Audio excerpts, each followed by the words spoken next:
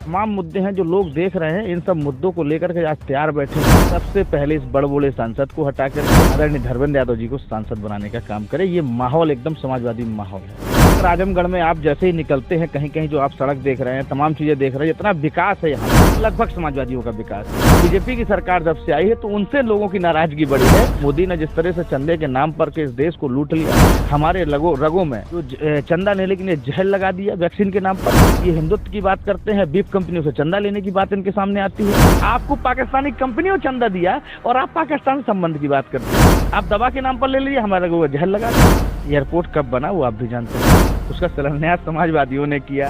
सरकार को जाए जहां 7 से 8 साल हो गए समाजवादियों को, सरकार के आज तक फीते बीजेपी सरकार काट। जिस रुपया की बात करते थे कि जब देश का रुपया गिरता है तो देश अर्थव्यवस्था गिर जाती है, आज रुपया प्रधानमंत्री की उम्र से ज्यादा गिर गया। की आय दुगनी करने की बात करते थे, किसानों की तो आय दुगनी नहीं हुई। हाँ, इनका एक मित्र है अडानी, उसकी आय तिगनी चुगनी तक हुई। ये लोग इस देश को ठगने वाले लोग हैं। जब निरहुआ की डिग्री नाचने गाने की है तो वो नाचे जाए। यहाँ धर्मेंद्र यादव जी की डिग्री लोगों की सेवा करने की। सत्ता शासन का एक दबाव के तौर पर हम लोग वो चुनाव हारे। उसी चुनाव के बाद से यहाँ से जनता समझ गई कि जिसको चुनाव जिताया है वो उनके बीच का। उन्होंने घर बनाने के बाद नामांकन किया, पहला पर अपना पूर्ण किया। धर्मेंद्र यादव जी आजमगढ़ में लगातार रहने वाले, बड़ी खुशी की बात है, और वो लगातार रहेंगे और हर व्यक्ति के संपर्क में रहेंगे। नमस्कार, मैं वीर सिंह, मेरे साथ मौजूद हैं चंद्रशेखर चौधरी, समाजवादी पार्टी के ये प्रवक्ता है, अध्यक्ष भी हैं, कई पदों पे रह चुके हैं और छात्र राजनीति से ही सक्रिय भूमिका में हैं।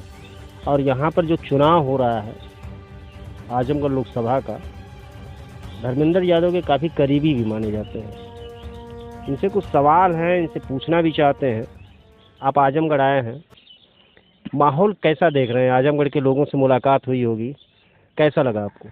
देखिए, पहले तो आपका बहुत बहुत धन्यवाद कि आपने हमें अपने चैनल के माध्यम से एक जगह दी। आपको भी धन्यवाद कि आपने अपना कीमती समय निकाला। और सबसे बड़े बात धन्यवाद इस बात का कि मैं यहाँ के लोगों को देना चाहता हूँ आपके चैनल के माध्यम से कि मैं अभी तक जहाँ जहाँ भी गया हूँ, लगभग जो पूरा माहौल है वो इस समय समाजवादी पार्टी के पक्ष में है, आदरणीय धर्मेंद्र यादव जी के पक्ष में है। और लोग इस बात को बैठे हैं कि कब हमको 25 तारीख आए और मौका मिले वो वोट डालने का। जो भारतीय जनता पार्टी ने आज लोगों को, नौजवानों को बेरोजगार छोड़ दिया है, आज जो महंगाई की दर है, जिसको लोग जब बाजार जाते हैं तो आधा सामान ही खरीद पाते हैं, आधे में वापस आना पड़ता है, और इसके साथ साथ जो शिक्षा जिस तरह से महंगी हुई है, आज ऐसे तमाम मुद्दे हैं जो लोग देख रहे हैं। इन सब मुद्दों को लेकर के आज तैयार बैठे हैं कि जब 25 मिला, 25 को तारीख आए और हम लोग यहाँ वोट डाल करके सबसे पहले इस बड़बोले सांसद को हटा करके आदरणीय धर्मेंद्र यादव जी को सांसद बनाने का काम करें। ये माहौल एकदम समाजवादी माहौल है। आजमगढ़ में कुछ ज़मीनी मुद्दे हैं, जैसे स्टेडियम है, बाढ़ग्रस्त क्षेत्र है, देवारांचल है, और ग्रामीण परिवारों को लेकर के रोजगार की समस्या है। इन विषयों पर समाजवादी पार्टी क्या करेगी? देखिए, आपको इस बारे में जो आपने विकास की बात की है, ये सारे मुद्दे एक विकास के मुद्दे के तौर पर आते हैं। हमेशा से जब भी ये समाजवादियों ने इसको अपना परिवार माना है आजमगढ़ को। और अगर आजमगढ़ में आप जैसे ही निकलते हैं, कहीं कहीं जो आप सड़क देख रहे हैं, तमाम चीज़ें देख रहे हैं, जितना विकास है यहाँ पर वो लगभग समाजवादियों का विकास है। पिछले 10 साल से सेंट्रल में मोदी हैं और यहाँ पे योगी हैं, डबल इंजन की सरकार जो अपने आप को बताते हैं। और यहाँ तो परिवर्तन के बाद सांसद भी आपको मिल गया। उसके बाद आप इनसे पूछिए कि एक आरसीसी इनके नाम की कहाँ है, एक इनके नाम की कोई चीज़ें हैं। जो लोग ये बोलते हैं, ये समाजवादियों का घर रहा है, पहले भी विकास किया है और आने वाले समय में जब भी समाजवादियों को मौका मिलेगा, अपने परिवार की तरह, अपने घर की तरह, यहाँ रहने वाले लोगों की तरह ही उस तरह का विकास होगा। जितने भी आपके मुद्दे हैं, सारे मुद्दों पर समाजवादी लोग खड़े मिलेंगे आपको। आजमगढ़ में गठबंधन कितना महत्वपूर्ण साबित होगा? देखिए, आजमगढ़ में गठबंधन महत्वपूर्ण इसलिए साबित होगा क्योंकि आजमगढ़ में तो एक लहर सी है। हल्का फुल्का जो भी लोग, कभी कभार हमसे लगता था कि परिवार में जो नाराज भी लोग होते थे, आज वो नाराज लोग भी हमारे साथ हैं।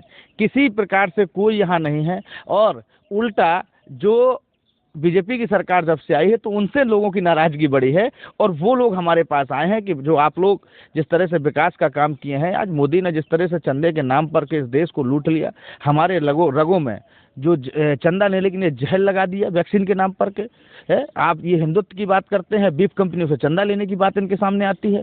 तो ये बताइए, ये जो भारतीय जनता पार्टी है, इनके पास कोई मुद्दा नहीं बचा है। बेरोजगारी इन्होंने दी, महंगाई इन्होंने बढ़ाई, चंदा लेने के नाम पर हमारे लोगों को ठगा इन्होंने। तो जब आज बीजेपी के पास कुछ मुद्दे नहीं बचे हैं तो आज जाकर के हिंदू मुस्लिम के नाम पर या पाकिस्तान के नाम पर इनकी भाषा देखिए कैसे बदल गई। पाकिस्तान की बात करते हैं, अरे आप इलेक्ट्रिक बॉन्ड SBI ने जो खोला है उसमें आपको पाकिस्तानी कंपनियों चंदा दिया और आप पाकिस्तान संबंध की बात करते हैं। आप दवा के नाम पर ले लिए, हमारे को जहर लगा दिया। तो ये बीजेपी के लोगों से सब लोग हताश हैं। इसलिए पूर्णतः एक एक करके मैं यहाँ मानूंगा कि ये पहली बार एक ऐतिहासिक जीत होगी समाजवादियों की, और इसमें धर्मेंद्र यादव बहुत बड़े अंतर के साथ आजमगढ़ से जीत कर जाएंगे। अरे भाजपा वाले कह रहे हैं कि ये आजमगढ़ में एयरपोर्ट बनवाया, सड़कें बनवा दी, यूनिवर्सिटी खुलवा दिया, और आप कह रहे हैं कोई विकास ही नहीं हुआ है। और इसी विकास के दम पे यहाँ भाजपा चुनाव में वोट मांग रही है। एयरपोर्ट कब बना वो आप भी जानते होंगे, कब उसका शिलान्यास हुआ है? उसका शिलान्यास समाजवादियों ने किया यहाँ के एयरपोर्ट का। तो ये बीजेपी का काम है, इन्होंने कोई काम नहीं किया आज तक। आज सरकार को जाए जहाँ 7 से 8 साल हो गए समाजवादियों की, उस सरकार के आज तक फीते बीजेपी सरकार काट रही है। तो बीजेपी सरकार ने कोई काम नहीं किया सिवा महंगाई की। हाँ, मैं कहता हूँ ना, महंगाई बढ़ाई है। आज जिस रुपया की बात करते थे कि जब देश का रुपया गिरता है तो देश अर्थव्यवस्था गिर जाती है, आज रुपया प्रधानमंत्री की उम्र से ज्यादा गिर गया। जितनी उम्र प्रधानमंत्री की नहीं है उससे ज्यादा रुपया गिर गया।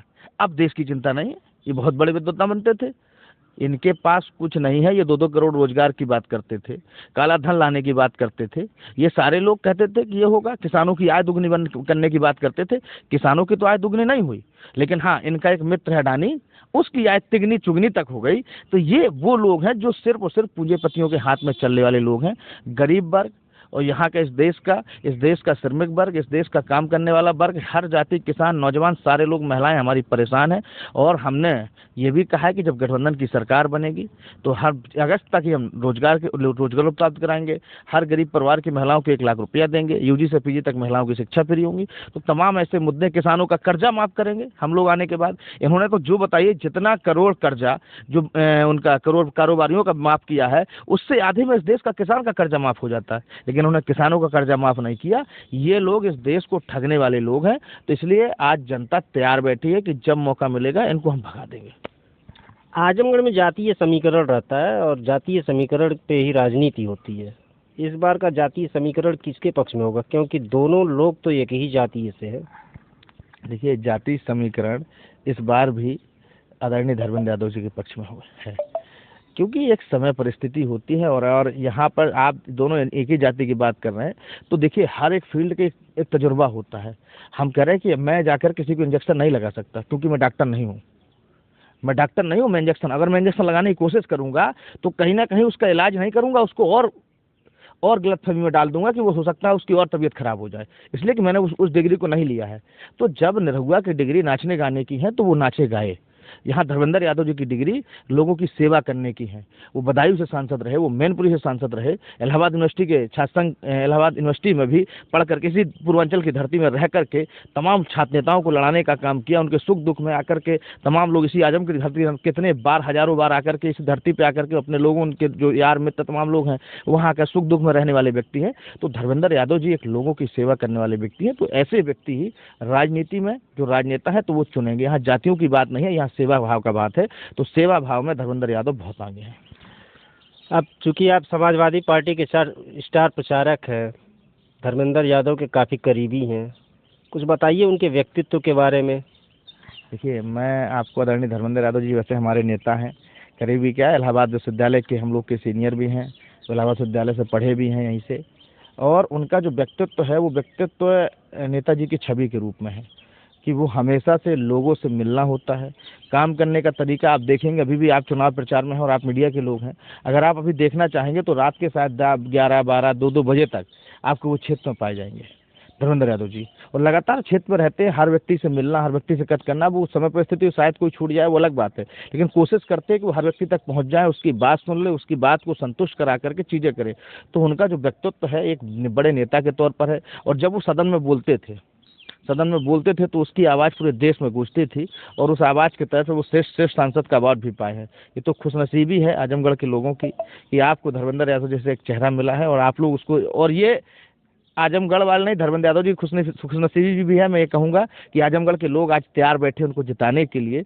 तो आज जब जो ये रिश्ता बनेगा ना दोनों लोग का, यहाँ के धर्मेंद्र जी का और यहाँ के वोटर का, जो ये रिश्ता, जो उनको जिताने का एक जो रिश्ता बनेगा, ये रिश्ता मुझे लगता है कि ताउम्र धर्मेंद्र यादव जी आपके बीच में रह करके निभाने वाले व्यक्तित्व हैं और वो इसको निभाने का काम करेंगे।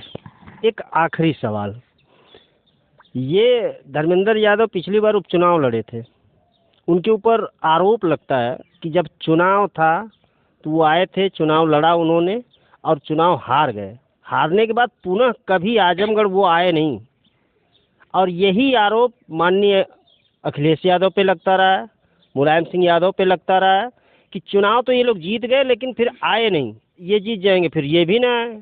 मैं देखिए, आपने जो आरोप लगाया है ये आरोप निराधार ये है। हमने नहीं लगाया, ये विपक्ष का आरोप है, यानी कि यहाँ के विपक्षी पार्टियां तो लगाती विपक्ष हैं। का आधार निराधार है। मैं इसलिए भी कह रहा हूँ कि इसलिए इस बात को कह रहा हूँ कि आदरणीय अखिलेश यादव जी की ये धरती प्रिय धरती रही है, श्रद्धेय नेताजी की धरती ये प्रिय धरती रही है।